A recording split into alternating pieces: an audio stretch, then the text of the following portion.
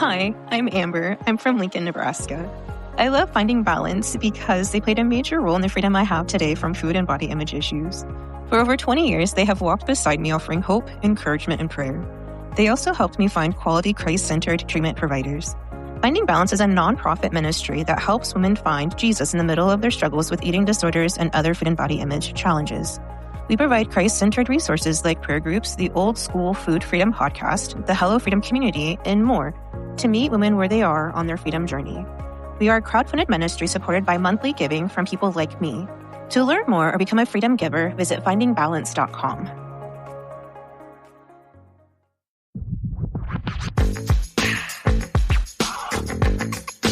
Well, hey there, Jesus people. For today's throwback episode, I'm going all the way back to season 1 to revisit a really lovely conversation I had with the marvelous Amy Carlson. She's a registered dietitian in Texas and co-founder of the Peace with Food app.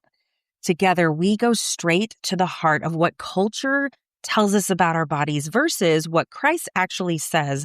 And the difference is everything. I truly needed to hear this episode again in this current season I'm in. So what happens is we dig into God's original design for you, what it looks like to embrace that, and how to find real freedom in your relationship with food and body image no matter where you are in your journey. I really don't think it's an accident that this one is coming back around right now. So let's get into it. Amy Carlson, welcome to the show today. Thanks for having me, Chrissy Kirkman. You're so welcome. Before we jump in to the Old School Food Freedom Podcast, I want to tell our listeners about you. Amy Carlson is a registered, licensed dietitian in the Houston area. She holds her Bachelor's of Science in Nutrition from the University of Minnesota, where she grew up, and received her Master's of Science in Nutrition from Texas Women's University. Amy has been practicing in her field for over 20 years and has had the privilege of working with girls and women with eating disorders for nearly as long. After recovering from anorexia and bulimia during a time when neither were well understood, it has become her passion to speak truth into girls and women as they seek to recover. Amy is also one of the co-founders of the Peace with Food app alongside her dear friend and colleague, Dr. Megan Osborne. Finding Balance is blessed to have had Amy as a featured speaker at our Hungry for Hope events and an expert in our Lasting Freedom course. Amy's a wife and mom of 4, and she enjoys this most of all. Okay, Amy, we like to kick off each episode with a question. And what old school item do you miss from back in the day? Oh, gosh, I love old school items. But let me think about that, Chrissy. You know what? I'm going to be super generic and tell you that I super miss letter writing. There's something very impactful about writing letters. I still do it. I still buy greeting cards. I love postcards. I love putting a stamp on something. I love writing a letter and sending it. And I also love receiving, which if anyone I know is listening, I actually don't get that many letters. So that would be nice, including my children that live far away. But I super miss it because there's something really powerful. I just got one from one of my closest friends in Colorado. And she wrote like we were missionaries on 2 like remote islands. And she was giving me an update and it made me so happy. I was like, yes, letter writing, right? Yeah. I miss it. Old school. That's good. That's nostalgic. That makes me think of like at Christmas time, there are people in my life that every single year wrote a Christmas letter. I do it every year. Do you? Yes. It's like gives the update of the whole year of the Carlson family. Okay, I confess, I don't actually give the update, but I usually let that be like my one moment to write like something profound. It's my Chrissy, you're on my Christmas card list. You're on my Christmas card list now. Oh my gosh, I will frame it. Done and done. That is so good. That's exciting. I love that. Well, I know that you have made a huge impact in my healing journey. I am not wherever I think I should be, but I'm right where I need to be, right in God's presence. And He has helped me in so many ways just find freedom from the bondage of these food struggles. And with intuitive eating, you and Dr. Megan Osborne both with the Peace with Food app, trying to get back in those rhythms, I still find myself needing to go back and revisit and get back into rhythms, because I'll get into work mode and work, Yeah. work. I need to go to the bathroom, but I don't want to eat because that just takes too much time. I mean, it's ridiculous.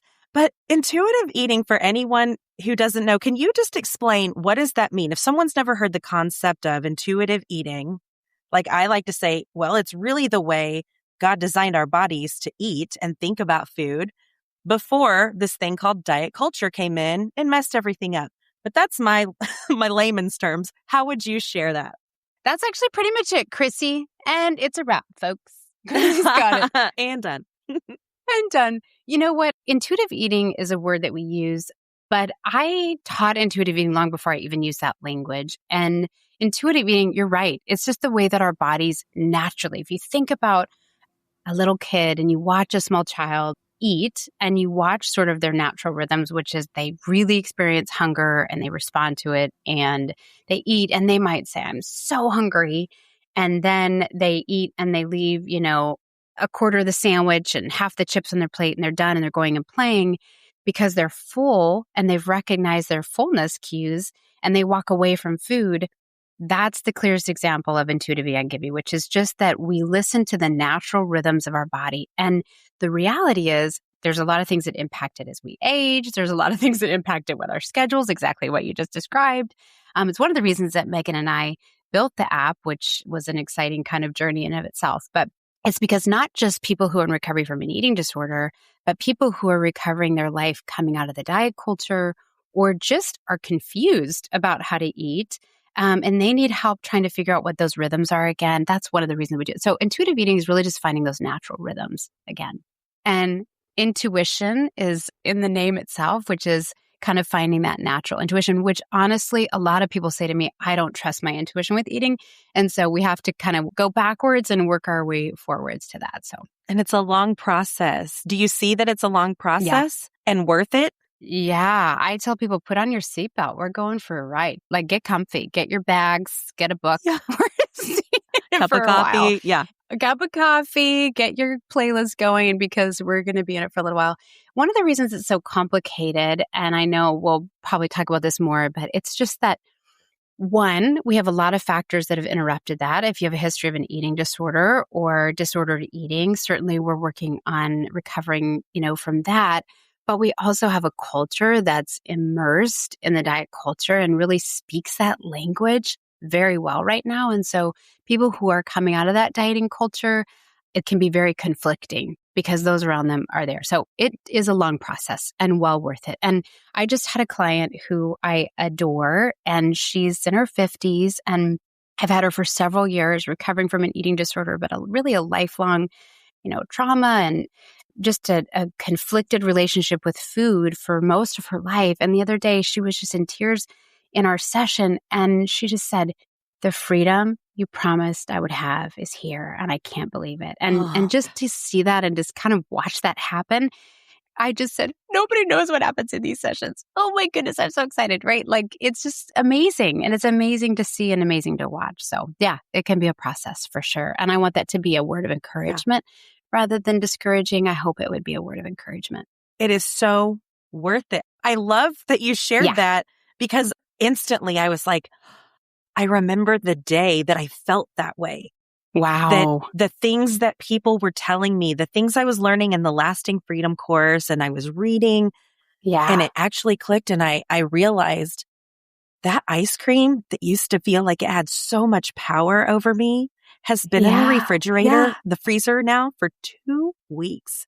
And I haven't even thought about it once. I love how you just corrected that. Wouldn't that be hilarious if it was in the refrigerator and you're like, hey, that's one way to do it. That's one way to do it.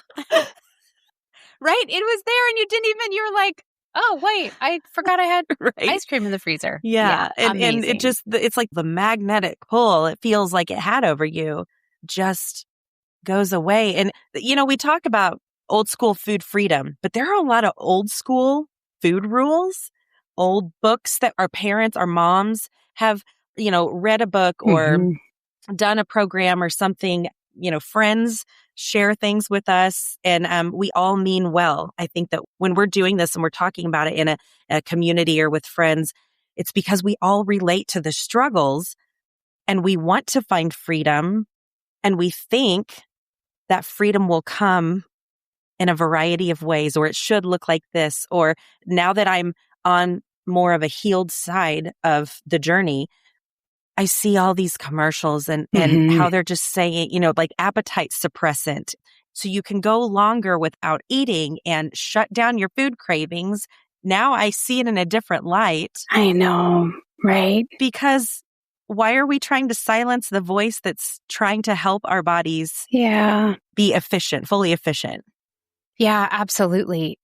Often when I talk or give a talk, I talk about how this way that our bodies are created and we're created, it reminds us that we are created people that rely on a creator. Just by nature is that hunger built in, that rhythm, and we have natural rhythms. And we work so hard in this culture to manage and suppress our natural rhythms. We do it by trying to keep ourselves awake. And then now I've decided it's time to go to sleep. So I'm going to medicate myself to go to sleep. And I need to manage my hunger. And I always try to sit with that language with somebody and just say, what does that mean for us to manage and control our hunger? What does that say about us? What if we stop and we even just make a general commitment to not manage and control our hunger, but let's for a little bit of time consider, what if we listen and honor our hunger? What would that look like? And listening and honoring our hunger comes also with listening and honoring our fullness, because a lot of times the concept or the idea of food freedom sounds a little crazy to people. They'll say, well, I mean, freedom, yeah, I can have everything, but I can't have everything. And I'm like, okay, let's go down that road a little bit. But the idea of food freedom, people interpret that as, oh, I would go crazy. They can't even imagine I can't be trusted. But somewhere along the line in our journey, we were told to stop trusting our internal cues and start using external cues to decide, is it time to eat? Is that okay for me to eat? Am I allowed to eat that? And so we transfer the internal cues and we transfer to the external cues. And so this idea of food freedom, then because people have lived sort of a restrictive, managing, controlling hunger, then they think food freedom means, I'm going to go crazy, right? I'm going to have everything I've never ever had, right? And the whole idea of food freedom is I'm free to say yes and I'm free to say no. I'm free to say no when I'm full, which actually can be very conflicting in this culture too, because I often give this example. If somebody were to say, oh, do you want a piece of cake? And I was full and I were to say no, they would say, are you trying to be good? And it's like, no, I'm just full. I'm just full. There's the freedom. I'm full. I'm satisfied. I'm satisfied. I'm okay. Don't need to. I'm okay. I'm good. But it seems like this concept that some of us, when we're so into that culture, we can't even imagine. No, blinded. No. A lot of times people will say, well, what's something new that you have to share? And I'll say, I cannot even tell you how much people need to hear this over and over. Like finding intuitive eating, and not just intuitive eating, but finding that food freedom and finding like, what does my body need? And listening to my body is not something that we do temporarily. It's not like, oh, that's just one version of, people say, well, you found something that works for you. It's like, nope, that's actually not what that is.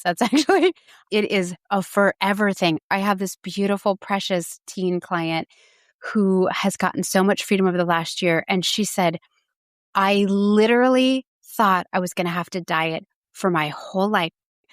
The way I grew up, the way I was taught, I thought I was going to have to diet my whole life. And I don't have to diet. I don't have to diet my whole life. I don't have to diet. I don't diet. I want the whole world to know you don't have to diet your whole life. But she said, but that's what I witnessed. That's what I heard around me. That's what I heard.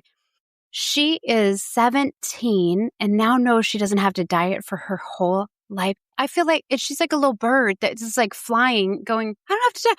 I don't have to diet my whole life, and wants everyone to know it. And you know what?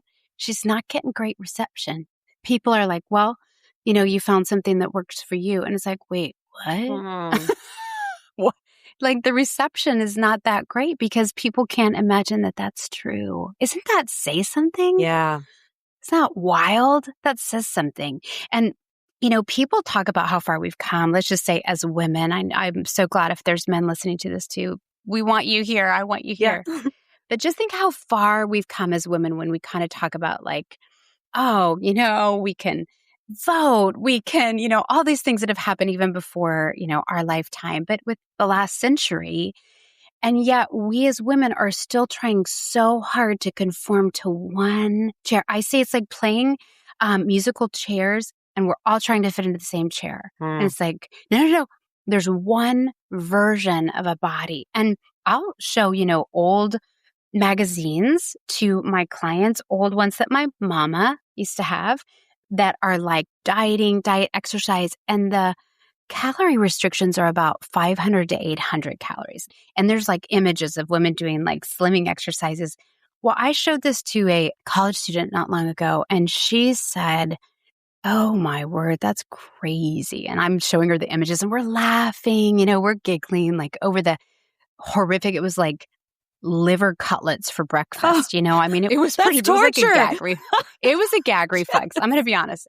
So she and I are giggling and laughing. And I said, wait, this is so curious to me. I said, where have you seen this recently? And she goes, what? And I said, no, seriously, like, where have you seen this?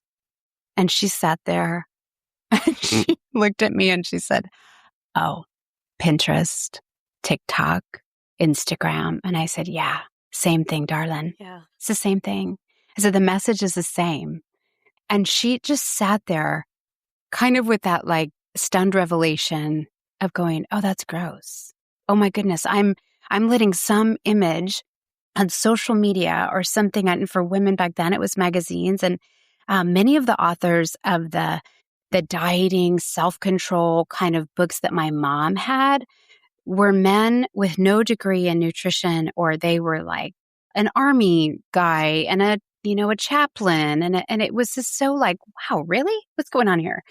You could see this sort of revelation in her eyes go, oh, yeah, that I am. Like, what am I consuming in my social media that's telling me you need to be a different version of yourself? Yeah. And here's how to get there.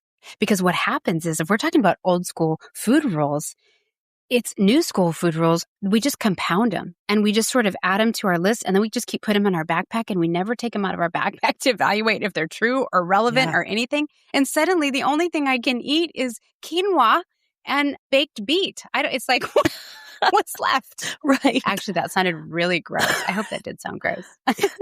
It was not appetizing to me. No. Mm-mm. It's so true.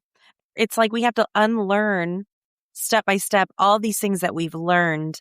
Like you said, put in our backpack. We got to take them out one at a time, and not just take them out, but like take them out and replace them with God's truth. From the Bible, what does the Bible say? What does He say? How did He design? What is the actual old school food freedom that He designed in the beginning? Yeah. And you know what is so compelling? If you want to get me on a soapbox, All right. Chrissy, just put it up there. Here we go. Here's it's coming. Are you ready? I'm ready. Okay. One of the things that we talk about so much when we're talking about recovering our piece of food and when people are getting freedom, right, is this unbelievable, like, oh, this is so compelling. And like that sweet girl who's like, oh, I want everyone to know and you don't have to diet. One of the things that we don't talk about, and I feel passionate about doing, is that Jesus does things relationally. When we read the Gospels, He is relational. What He does is relational. He does ministry in relation. He didn't have to invite the 12 disciples. He did. He does things in relation in His family context. As a child, He is born into a family. And so His ministry is done relationally, and He eats relationally. I mean, the Passover meal then transformed into the communion table is done in relationship. That is done as a body of believers. And so He sanctified and made holy even the act of eating, but He does it when He feeds the 5,000, and He does it when He transforms water into wine. And so He does this in relation. And what we do is, as people, as humans, right, is that we do all of this in a vacuum. So individually, what's right for me? Now, I'm not talking about I have diabetes and I need to change some of the way I eat, or I have celiac, and I'm not talking about that. Of course, those are individual needs that are important and relevant. But I'm talking about families that go to a quote unquote nutritionist and come back with 5 different ways of eating and can't sit at the table together because none of them can eat the same thing. I'm talking about one of my clients who goes to a preschool training at church, and she sits around a table with adults in this preschool training for lunch, and none of them are eating because they're all on different diets. Now she's getting free and she comes back confused. This is the thing. Jesus ate it in relationship. We cannot get better outside. Our eating isn't supposed to be taken out of context. It's in context, not only in our relationship with the Lord, but our relationship with other people and our relationship with the earth. What is this impacting? How is this impacting the farmers that are growing it? How is this impacting our earth? How is it impacting people? How is it impacting my family, the way that I'm eating? If I'm on a diet and I am a beast to be with, I am irritable and I can't even stand myself, how am I impacting? It doesn't happen in a vacuum. I mean, I understood food rules and dieting because my mom was on and off a diet my whole life.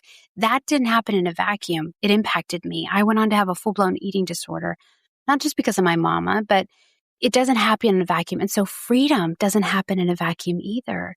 And when we think about our eating relationally, this should excite us.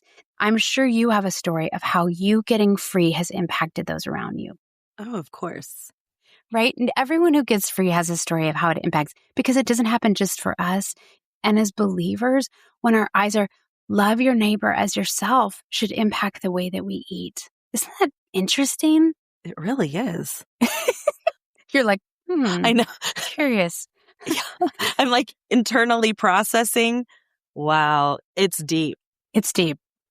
And I feel like I have an easier time loving my neighbor than myself sometimes. Mm-hmm. So that's my hesitation, is like, I can love other people pretty well, but I have a hard time sometimes just loving myself, or just I've worked through a lot of the self-loathing piece of my story and my journey. And I'm giving every day, there's more grace offered to Chrissy from Chrissy with love.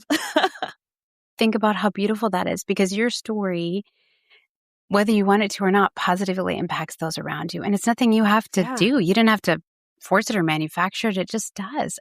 But what we think is, I can be on a diet and it's not going to impact anyone, but it does. Yeah. It absolutely impacts those around us, especially as mothers and wives and dads and husbands. And I have kids that are like, oh, my teacher talks about their diet all the time and I'm confused and conflicted, and coaches. And so relationally, we think, well, Jesus did everything in relation and ministry. And it's just a beautiful model for us, I think. It's so good. It's a whole nother podcast, Chrissy. Whole nother podcast. It sure is. All right. Noted. Noted. Check. For season 2. If you've been wondering if your struggles with food are normal, or if you need help, but you're just not sure where to start, we have created a brand new free eating issues check-in just for you. So this is a confidential tool that helps you understand your relationship with food and eating. And when you're done, you'll get instant, personalized results showing where you are now and what kind of support might help you. Plus, we're going to connect you with Christ-centered resources matched to your specific needs. So this just takes about 10 minutes, and it could be the brave first step toward the freedom you're seeking. So if you are ready to find out where you stand, take the Eating Issues Check-in at FINDINGbalance.com. So you and I, in our pre-production call, we were talking about, the way it was in Eden. Yeah. And how the enemy leads us to question God. Let's talk about that. Yeah.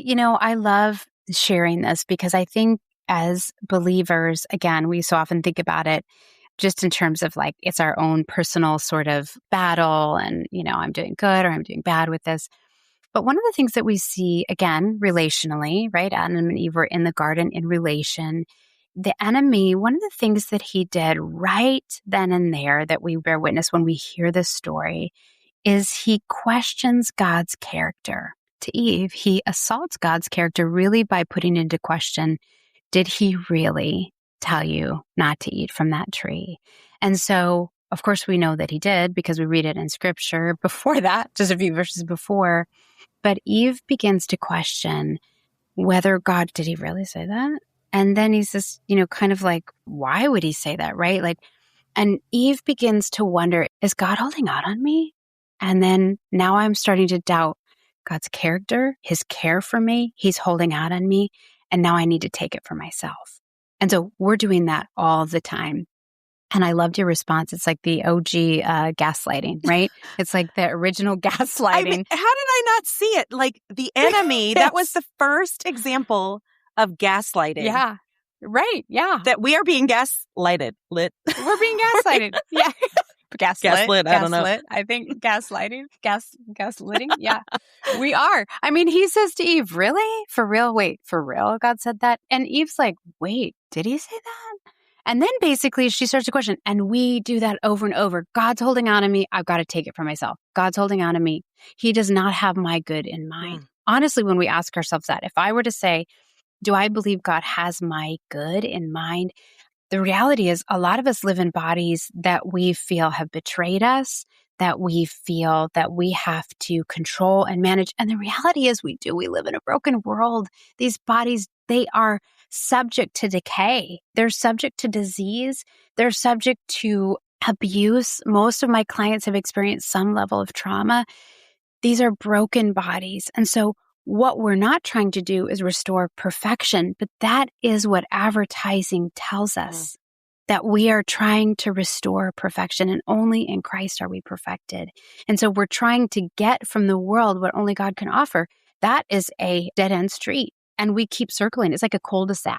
Yeah. Oh, it's like, Chrissy, come out of the cul-de-sac. The hamster wheel. Yes, get off your trike. Come on, we've got a hoverboard and we're going straight. You're like, oh, I can't get off the cul-de-sac. It's like we're trying to get from the world what only God can do. And you know what? It's exhausting. Yeah. And so that's one of the reasons that it's like people will often say, well, that diet worked for me for a while and I didn't commit. You know, it's always like, what didn't I do right with the diet? Rather than, well, the diet stunk. I mean, that's reality. The diet's not made, it's not sustainable, it's not life-giving, it's not relational, it's not meeting your needs. That's what's true, rather than you failed the diet. And so, wow, what freedom. I just want to shout it. There's freedom. There's freedom coming. I love what you just said. And it put me in a place of a listener who might be thinking, it all sounds good, but I don't even know how to start. I don't even know where to start. Like, I still feel like this is my fault. The enemy really loves to pour the shame on. And so if someone's feeling so much shame, like, but you don't understand my history, or you don't understand this about my body or about me, or if I just have more self-control, or in the past, I've seen success, air quotes, you know, we see what we think is success, but whose success, help me out. What am I trying to say? Are we trying to divine it? Yeah. So one thing is, you're right. If I don't know you and you're listening to the podcast, I don't know your story. But I will say this, your story is important. That's the very first session I have with any client is I just say, tell me your story, because we can be benevolent witnesses to each other of what our stories are. And they're unique and they're important and they're compelling. They just matter. They matter. Again, that's why relationships are so important. But I always tell people, as a dietitian with a master's in nutrition, I can give you 52 ways to lose weight. You have seen success as the measure of success is, was I able to see the number on the scale change? And that's probably true. We can do that in a lot of different ways. We can restrict macronutrients, we can fast, we can do different things and see that number change, but it's usually short term and it's usually not sustainable. So sustainable living is very different than dieting success. And that's why people would even begin to listen or seek something different, is because they're like, man, I have dieted and it just doesn't last. And the reality is it doesn't last. That's why they're circling on to the next thing and the next thing. It's also why when somebody finds something that quote unquote works, like to lose weight, and they're really committed, a lot of times I'll say they're preaching the gospel of such and such diet and they want to tell everybody, you know, but they have to be so bought in for it to last. And then when it doesn't, then there's this whole shame factor that comes back in, which is, I gave up. I was so good for a while. I felt this high. It's a dieting high. You know, if you're listening to this, you've probably felt it before. You can't see me, but my hand is being raised to the roof. I get that's been me. Yeah. That dieting high. And some people say when they're in recovery that that's one of the things that they grieve and miss, is sort of that like hope of the next diet, kind of that promise of the next quick fix. And so really that success is, if you look back in retrospect and you go, wow, it was always temporary. And so that's one of the reasons you're listening to a podcast like this, is you're going, I want something different. Long lasting. I want something that lasts, long lasting. Yeah, absolutely. And the enemy's always the enemy. He's always going to be telling us. The other thing is, when we are searching to solve our problem, quote unquote, through our own means and method, it's like getting on a conveyor belt that goes nowhere. So if you could just have this image of everyone on this conveyor belt that's just headed to nowhere, it's like, we need to stop and get off and look at each other and go, where are we going? Does anyone have a clue what we're actually doing to here? what end? It's like, can we get off the conveyor belt and look at each other and go, where are we going? It's like nowhere, actually. We're like in a weird, like sci-fi movie of like never ending dieting until we're 80. And then it's like, where did that get us? Right. Right? It got us away from the table, away from people, away from relationships, away from our true self. Yo, you know what? That sounds like COVID. Yeah. Like that sounds like this pandemic that we've just, everything you named, it's this division. It's pulling us into isolation, and it's hard to want to go back to church or back to work or back in the public. And then when you do, everybody's still coming off this. It's kind of weird, and we have a different feeling, but it's similar in the dieting, like moving from dieting to freedom. Yes. Let's get off the conveyor belt and just look at each other and go, where should we, let's where make should we a go? plan. Where are we headed? Where's our ticket? Let's make a plan. Yeah. Where so are we headed? Good. Yes. Thank you, Amy. Yes. So my last question for this episode is, describe to us the last time you experienced true freedom. What did that look like for you? In relationship to food or anything? It can be any type of freedom, but it can be food related if you like. You know, I have 4 kids, and I have a daughter and 3 boys. 2 are in college and 2 still at home. And my kids have a lot of big things going on in their lives. And recently I had a feeling with the Lord, kind of one of those moments where you have an epiphany with the Lord and you're like, just me and you, Lord. We're having this epiphany together. But I recognized that I was able to enter into my children's pain and story without having to fix or control it. And it was so freeing. Trusting the Lord, have, real meat on it, where it's like, oh, Lord, I trust you with these things. This is so freeing. And I remember feeling so free because I am somebody who likes to get things done. I like to produce. I'm a fixer, got it. Let's fix it. I'm on it. I'll make that call. Oh, this furniture didn't get delivered. I'm on it. I'll call that, And so recognizing that their stories are their stories and I just get to be part of it in a different way was very freeing. That's so freeing. I feel like that could also really encourage if there are parents or people that have a loved one that's struggling. Like your example wasn't necessarily an eating disorder, but like if there's someone who watches someone they love go through an eating disorder and battle this every day and how it affects your marriage and your relationship as father and daughter, mother and daughter, son, just to be encouraged to know that we understand that's hard to let go, just to open our palms. Lord, I let go and I trust you. And then move them from a posture of like, I give up to like, put your hands open, palms out, and like, I receive what it is you have, especially when it's not the way I would imagine it. Lord, I'm trusting you. And, at Finding Balance, we have prayer groups for loved ones that we meet weekly and pray with you through that and help you walk daily, to surrender that desire to want to try to fix it because we can't, like, he's the healer. Yeah, I love that, Chrissy. Actually, that is such a beautiful, beautiful example of walking things out where you're fully present but surrendered to the outcome. We are not the ultimate fixer in those things. On a lighter note, driving my son across the country a month ago to college, and we were in the middle of nowhere, and we ate at this burger place that was fascinating. And I had the biggest, juiciest burger with fries and a weird mystery sauce, and it was fabulous. And I laughed because I thought there was a time in my life where I could have never done this, and it was just absolutely fabulous. So that's on a lighter note. Food freedom. That is such good food freedom. Juicy burger. A good burger. With mystery sauce. Good juicy burger with mystery sauce. Wonderful. Amy, it was so much fun to have you here. You're a blessing. Thank you so much for being on our show.